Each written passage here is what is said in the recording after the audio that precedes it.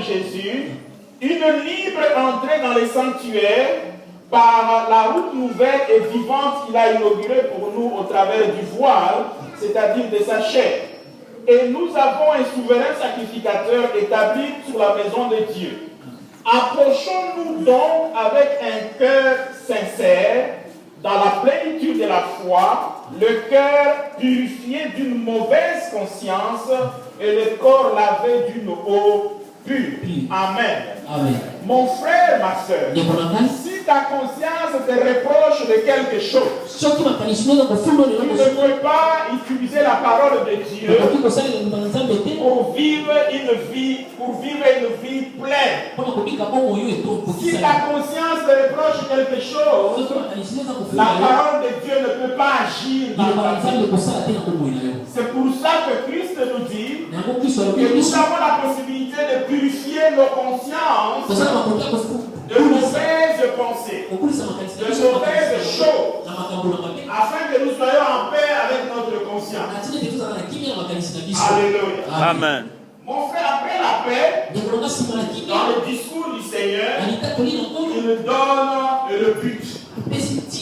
Tu ne peux pas vivre n'importe comment et espérer jouir de la vie de Dieu. Tu ne peux pas vivre n'importe comment et espérer jouir de la vie de Christ. Parce que mon frère, ma soeur, il y a quelqu'un qui t'a mis ici sur la terre. Il y a quelqu'un qui veille pour que tu sois encore en vie. Alléluia. Et il doit y avoir une raison pour laquelle Dieu veut que toi tu demeures encore en vie. Alléluia. Et c'est cette raison-là qui va t'ouvrir les bénédictions de Dieu. Alléluia.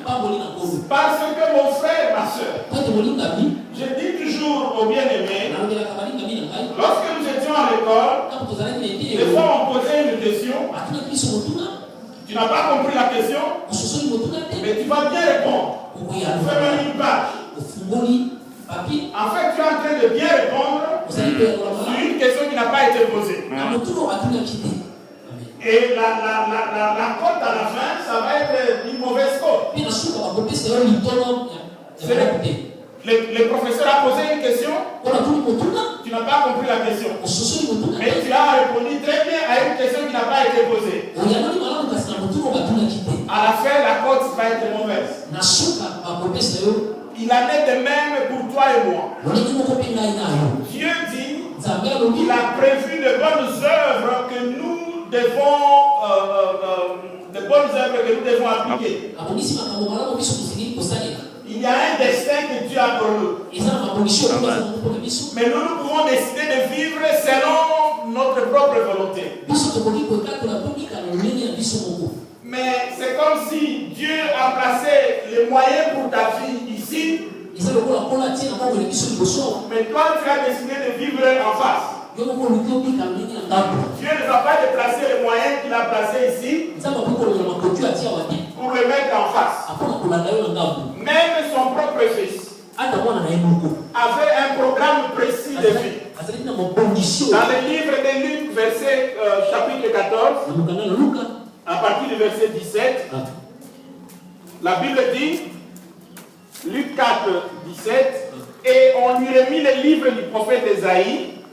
L'ayant déroulé, il trouva l'endroit où il était écrit: L'Esprit du Seigneur est sur moi, parce qu'il m'a oint pour annoncer une bonne nouvelle aux pauvres. Il m'a envoyé pour guérir ceux qui ont le cœur brisé, pour proclamer aux captifs la délivrance et aux aveugles le recouvrement de la vue, pour envoyer libres les opprimés et pour publier une année de grâce du Seigneur.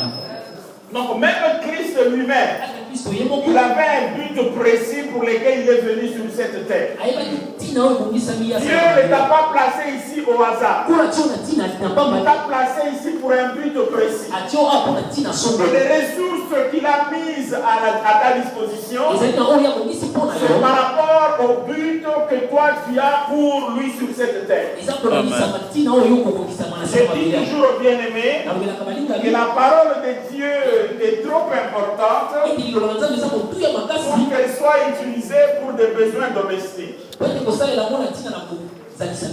Alléluia. Amen. Amen. Donc si vous lisons la Bible, on peut identifier 5 raisons pour lesquelles Dieu te garde encore ici en vie. 5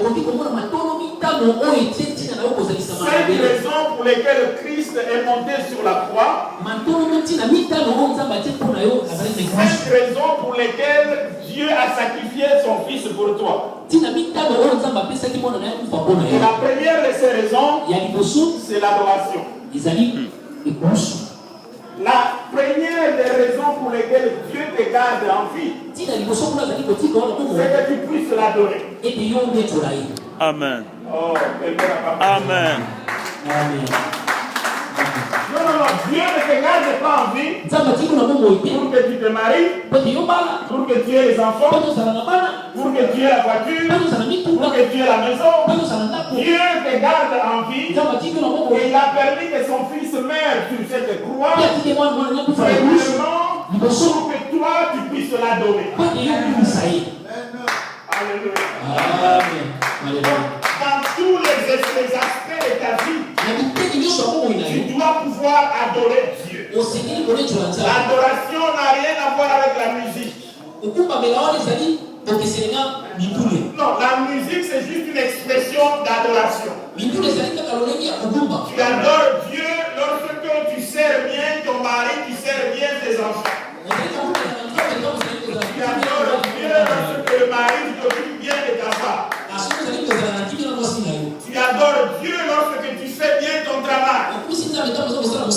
La Bible dit, Paul dit même que lorsque nous allons manger et boire, nous devons les faire de telle sorte que Dieu puisse trouver la gloire. Amen. Vous vous rendez compte que même en mangeant, même en vivant, il y a la possibilité de donner gloire à Dieu. Alléluia. Alléluia.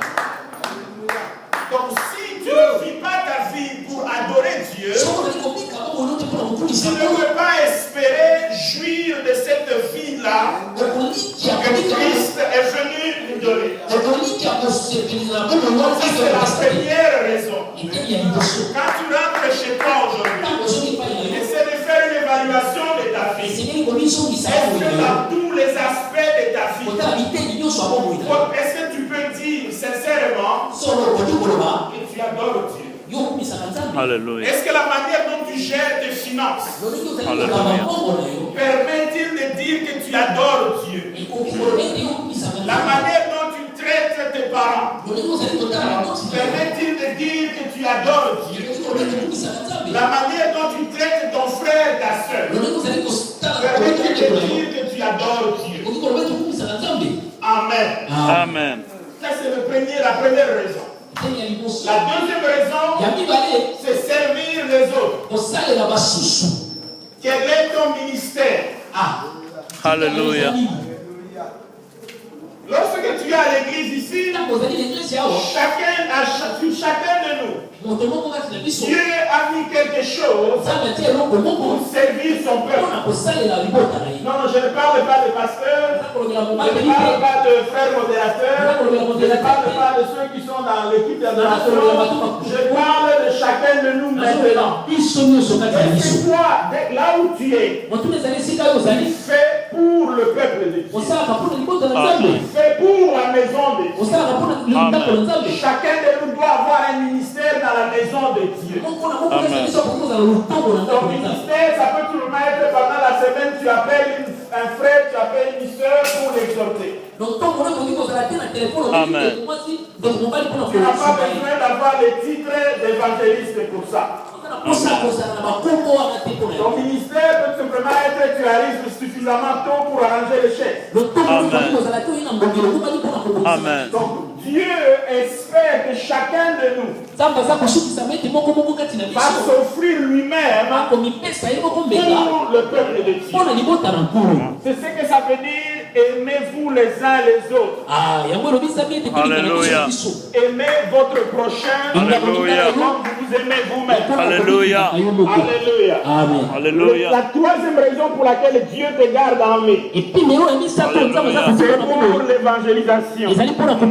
C'est pour pour la mission.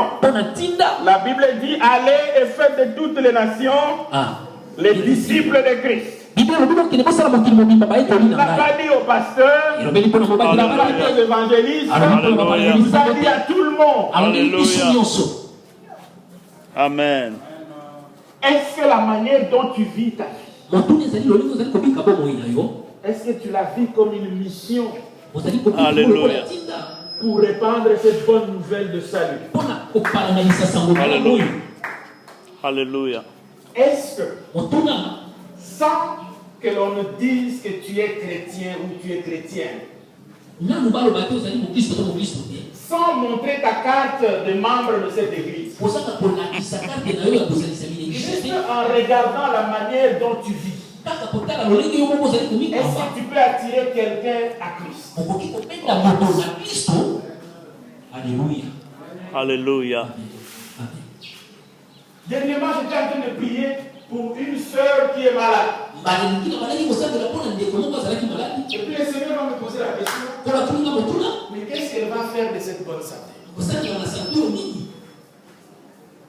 Quelqu'un a entendu? Amen. Dieu veut savoir qu'est-ce que tu vas faire de cette bonne santé. Alléluia. La Bible dit que Jésus et Pierre sont arrivés dans la maison de la belle-mère de Pierre. Elle était malade. Et Christ a posé la main sur elle. La Bible dit lorsqu'elle s'est réveillée, elle commença à servir. Amen. Elle commença à servir. Amen. L'argent que toi tu cherches, est-ce que c'est pour la mission de Dieu? Amen. Le mari ou la femme que tu cherches, est-ce que c'est pour la mission de Dieu? Amen. Mon frère, ma soeur, il y a beaucoup de choses dans les magasins de Dieu. Amen. La Bible dit que chaque matin, le Seigneur renouvelle sa bonté. Amen. Il renouvelle ses bienveillances. Alléluia. La question que le Seigneur se pose, c'est que pourquoi il va te faire confiance avec ses biens? Amen.